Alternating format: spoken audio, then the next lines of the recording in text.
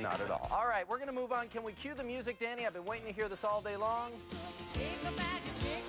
Everybody knows it. I don't even I feel sacrilegious to talk while the singing is going on. A whole generation, of course, grew up to this theme song, the theme to The Facts of Life, NBC's extraordinarily popular show from the 1980s. Well, Mrs. Garrett and the girls from Eastland Academy are making their DVD debut, and I say, not a moment too soon. The first and second seasons came out today in honor of that. A special Showbiz Tonight reunion right here, right now. Lisa Whelchel, who played Blair, is right here along with Mindy Cohn, Natalie, of course, and Nancy McKeon, who played Joe. Welcome to Showbiz Tonight, ladies. And of course, as we're playing the theme song, a little-known piece of trivia, of course, who wrote the theme song to Facts of Life?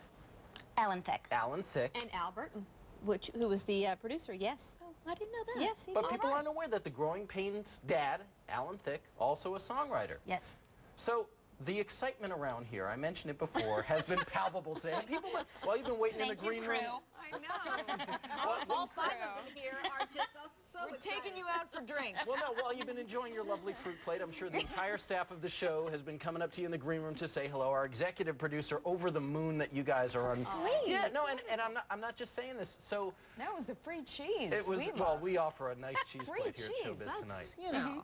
We commented when we walked in. We actually did.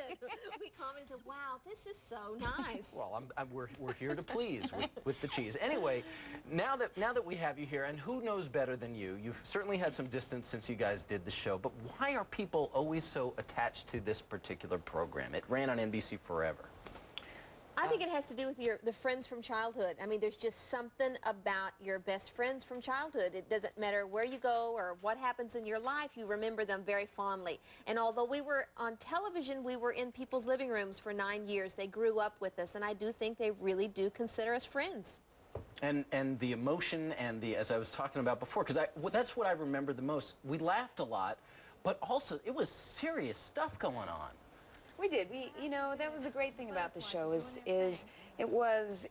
we told stories in an easy manner, but we did tackle subjects for the day that were, you know, things that needed to be talked about, especially for young people our age, whether it be cancer or divorce, coming from a broken home, suicide, trying to find out who you are in the world and what you're about.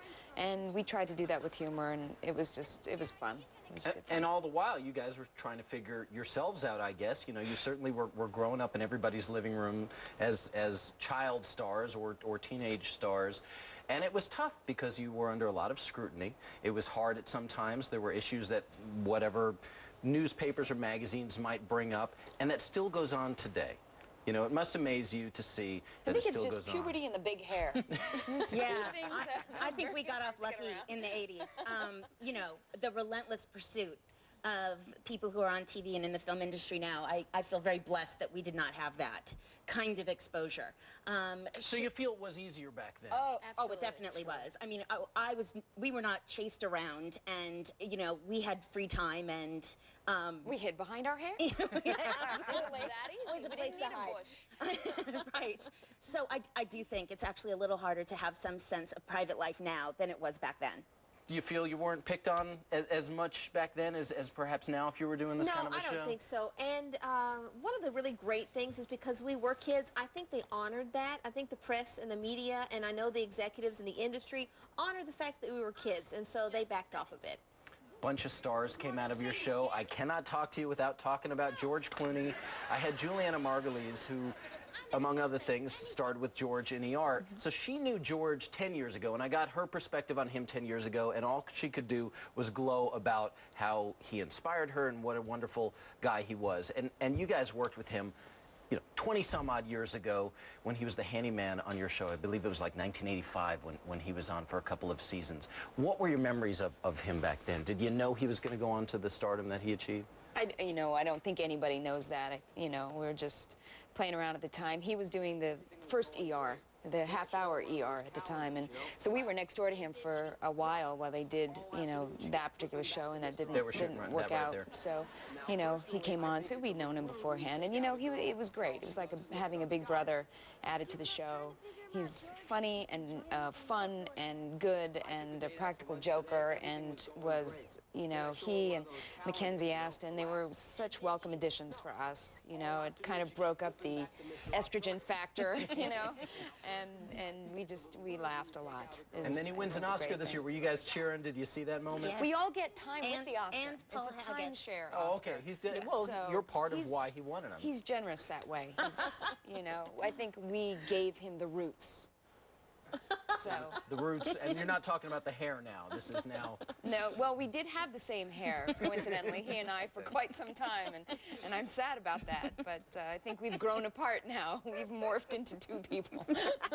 Well, we're excited that the DVD is out because now we can watch the show as often as we want, whenever we want. People are curious what you guys are up to now. It's sort of a where are they now thing. So let me shoot it around the bench here. Right. I'm a mom of 3 teenagers. I have a passion for moms, so I started a ministry called Mom Time Ministries, and I've written about 10 books, all just practical encouragement for moms, and the latest one is called Taking Care of the Me and Mommy, and that pretty much sums up my heart. And your children are 13, 14, and 16. and are they going to be watching the DVD? Oh, you know what? They've already watched the videos.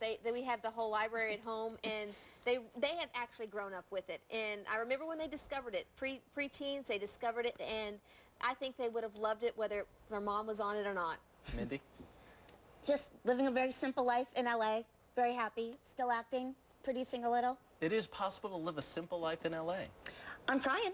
Excellent. I think it's working. Scooby-Doo. Oh, Scooby-Doo. Yeah, that's my big claim to fame, actually. Facts of Life, poofed. I'm the voice of Velma on Scooby-Doo. I think that's awesome. You know, Everyone I in have my to- family did a jig when I booked that Right, job. but you know I now have to ask you to do the voice. now Oh, that you bring it no. up. Okay, well, it's CNN. All right. Well, don't look at my face. Like, it's so, you need, like, the glasses and... Take a shot of Nancy while they do. Go, go, go. I love cartoons. Come on. Hey, gang, I think we have a clue. Right there. Okay, thank you. Look Okay. at that. I love that. And I think Nancy, you've made it when you go to cartoons. I love that. The Animaniacs once mentioned me. Little Dot wanted me to play her in a movie of the week, and I just thought that was the greatest thing in that's the really world. cool. So, I have just enough time to find out exactly what you're up to. you know, I'm directing, and I have a movie coming out in July for Hallmark called Wild Hearts. So, I appreciate And you have that adorable 2-year-old and I have a an wonderful amazing husband. 2-year-old. Which always comes first. Which always comes first. Ladies, thank you so much for you, being AJ. here. It was so Pleasure. much fun Thanks. having you guys here. Thank you. And of course, the complete first and second season of the Facts of Life DVD in stores right now. I'm gonna have to get that DVD.